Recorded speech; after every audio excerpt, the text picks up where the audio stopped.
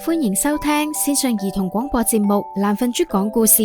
依家成為我哋喺 Spotify、Apple Podcast 或者 YouTube 嘅月費訂閱會員，就會聽到額外開放俾會員嘅故事啦。今日要講嘅故仔係《壁虎黑白灰》，作者阿粒。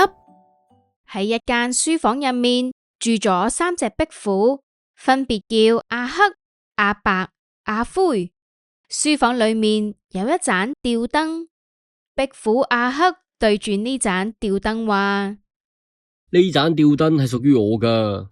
壁虎阿白聽到就冷笑咗一下，話：哼，呢盞吊燈係屬於屋主噶。梗係唔係啦，呢盞吊燈係屬於我噶。阿黑，你只係借住喺吊燈度咋？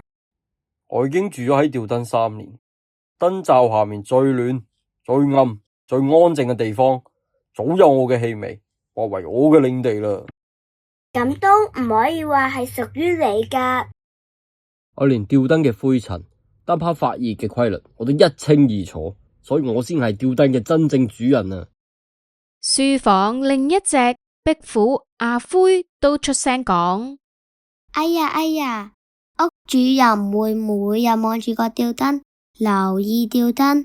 阿黑每日都喺嗰度捉蟲、瞓晏覺。係啊，我一直都咁做。一直都咁做，唔代表正確啊！